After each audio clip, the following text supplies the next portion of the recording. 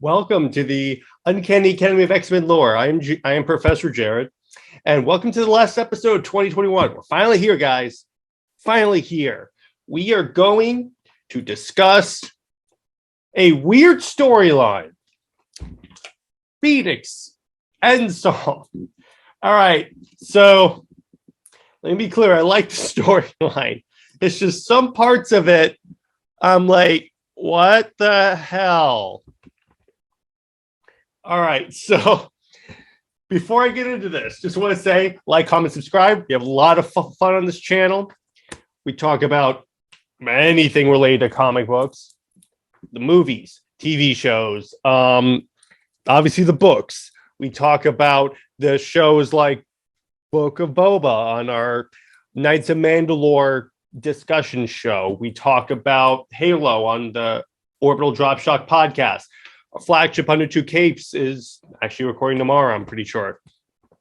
So, point is, we got a lot of content on this channel. Hope you guys will subscribe and come on this journey with us. All right, so Phoenix Endsong. Once again, weird storyline, but still kind of cool. All right, I can't put it on the screen as usual. For some reason, the Marvel Unlimited website is acting up, so I'm just going to do it on here. Then I'll turn it and show you guys stuff. So the Phoenix is coming to Earth once again. It's always coming to Earth. And 3 guesses on who it's coming back for. Starts with a G. Starts with a G. Starts with a J. Can't spell. and her last name is Gray. Yes, that's right. That again.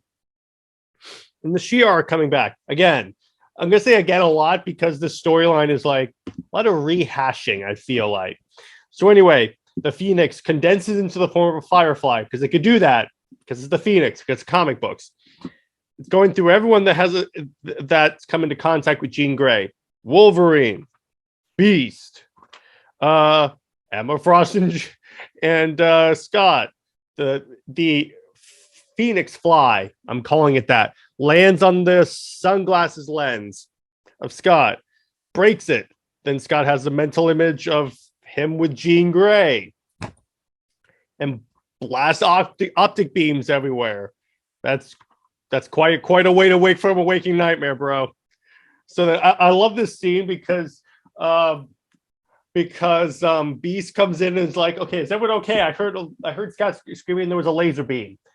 There's like a hole in the roof and everything, and then Scott's like, okay, I gotta deal with something else right now. And I love how Beast leans over. He's talking about Emma Frost, and he's like, okay, bro, good luck. And he leaves. So, oops, I knocked over my dark side pop. Anyway, the Firefly Phoenix, or the Phoenix Fly, goes to the grave of Jean Grey, resurrects her, kind of like Marvel Zombie style. Then she's like exploding. And then even Wolverine's like, oh, that wasn't any Firefly I remember. Then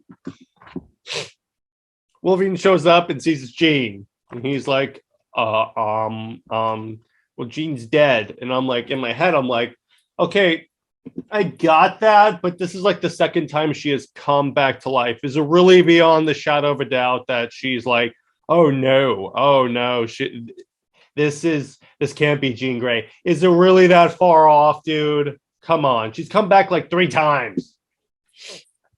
That's my other problem with the storyline. They're treating it like this is the first time she came back to life. Anyway, actually, this might be the first time she came back to life. The point is that she keeps coming back to life. So I'm like, and you're living in a world. Okay, is my problem. So the X-Men live in a world where you have a god of thunder. You have a force that represents all the chaos in the universe, the Phoenix Force, that can inhabit people and has all this energy. Is it really that hard to believe that she's back to life? Really, dude? Anyway, the Phoenix dons this dope gray and red, not gray, gold and red outfit, which I think is really cool, and then flies off and says, tell Scott I need him. Then we see the Shi'ar coming back once again, to fight the Phoenix. So Emma Frost and Scott try making out when she's in diamond forms, because when she's in diamond form, he can't blast with mental energy.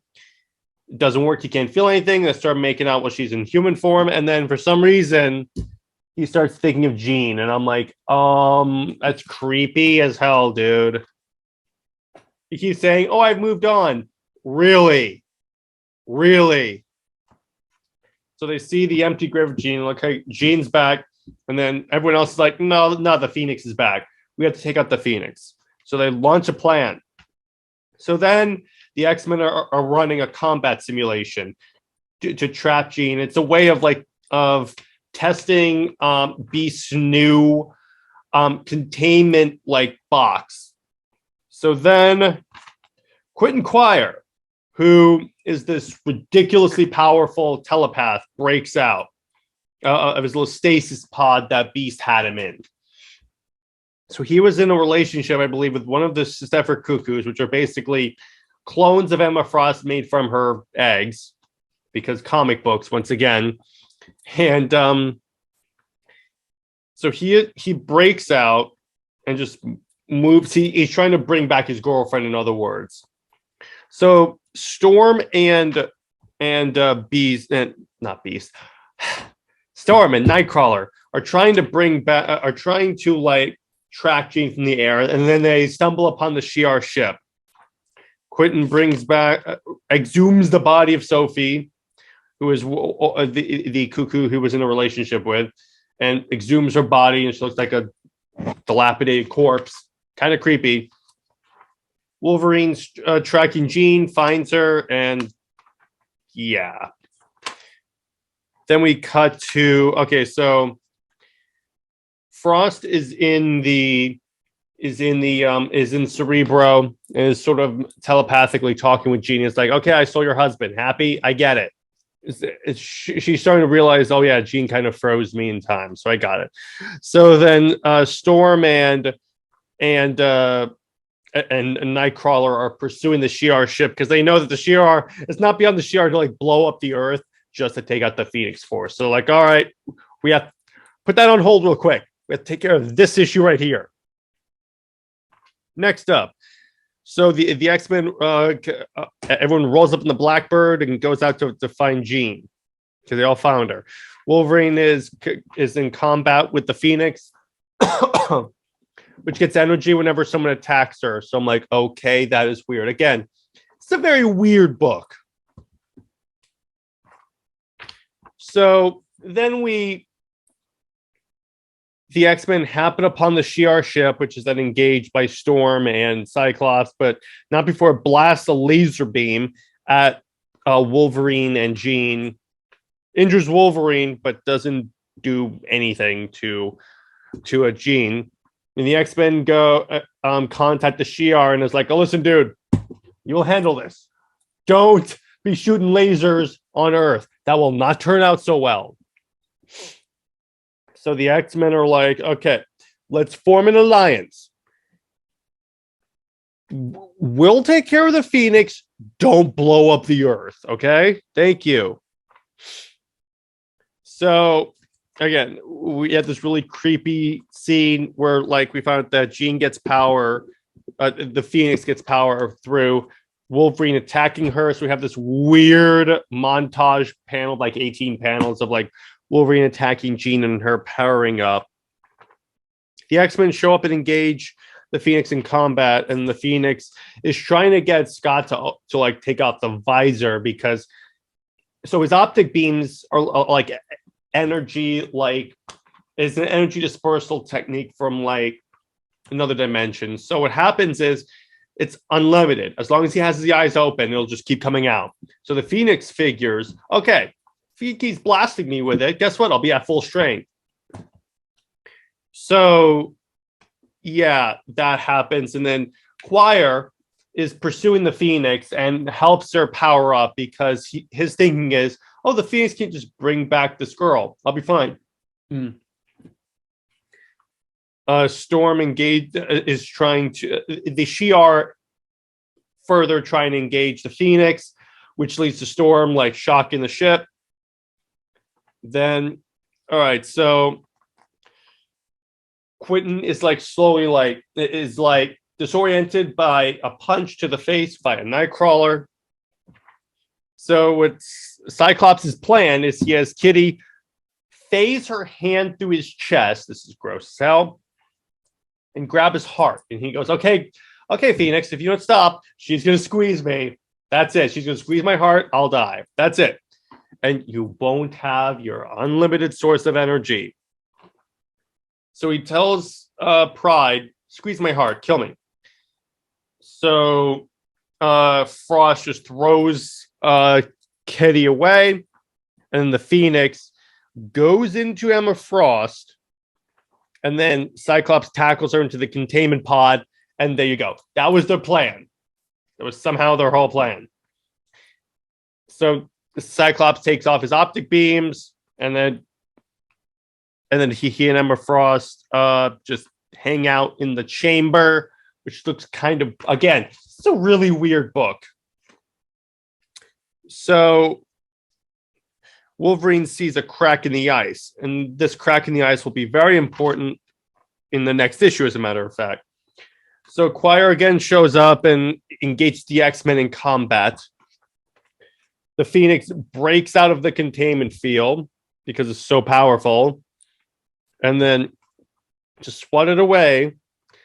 And then, so the Phoenix starts to taunt Cyclops and goes, so listen, all I want is all your love and your energy. I just want all your love and your energy. So, and then basically the Shi'ar and Storm come to a deal that's like, hey, if we can't handle this, you can go ahead and do it. Because if we blow up, because the Phoenix is allowed to get powerful, the world's screwed anyway. So what's interesting is the Phoenix brings back the cuckoo that was killed, and then she just wastes away. I love this. It's like she's back. She's like, oh no. And then Quire explodes, and it's like, it was supposed to happen like this. I was supposed to have her back.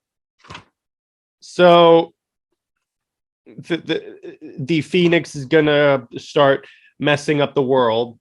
Then Cyclops looks down and goes, wait a second, Jean's in the ice. So he basically blasts the iceberg, and then Jean Grey emerges somehow and tears the Phoenix away from Emma Frost. The Phoenix regains control of Jean. And then the plan to get Jean in control of the Phoenix is, okay, I'm going to connect all the X-Men together and basically show Jean that she has friends. With the power of friendship, everyone can come together. And then the Shi'ar show up and blow up the ship. And that causes an issue. No, it doesn't.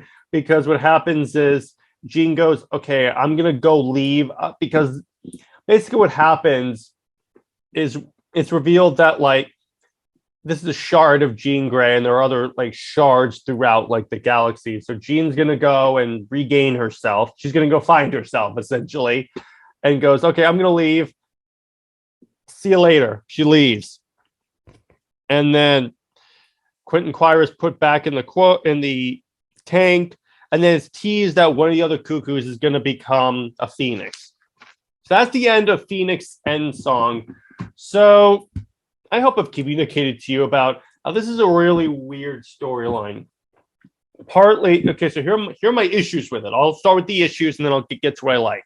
Issues with it is that, okay, so so they make Cyclops needlessly obsessed with Jean Grey, even though he keeps claiming, "Oh, I'm fine, I'm moved on. I've chosen only you, Emma Frost, even though I dream about my ex-wife." I'm like, you're clearly not done. It just seems really weird. I'm just like, and the lot about the Phoenix gaining power through being attacked, that seems really an odd narrative choice. It's like, this doesn't really seem right for me, guys. However, here's what I like. Art's fantastic by Greg Land. And I definitely enjoy the way it builds on Jean draws strength from the other X-Men. I think that's an effective way to show that this group of people are a family, and thus you draw strength from your family. So I'm like, okay, that works. I like that. And I liked about how it's sort of inadvertently serves as like a precursor to AVX, because remember, Emma Frost was one of the X-Men that got the Phoenix power. So I was like, oh, okay, that's interesting. So let's see what else I like. I liked how they played off of. I like their depiction of Wolverine, where he's like, nope, it's not Jean Grey. We have to go kill her. He knew immediately, and that's so Wolverine. So that's about all I could say about this storyline. Hope you guys enjoyed this discussion. This basically me recounting one of the storylines that I feel the most meh about. I mean, it's very good. I enjoyed it. I would give it a solid 8 out of 10 because it's still great, but it's like, there's certain parts about it that I was not really that good with, if you know what I'm talking about. But besides that, it was a very good storyline. I enjoyed it. Hope you guys enjoyed it. Like, comment, subscribe, because we have lots of great content coming up in the next year, particularly as we're going to start reorienting more toward doing storylines again, because we find that those are like some of our most popular like episodes, both here and on Under Two Capes.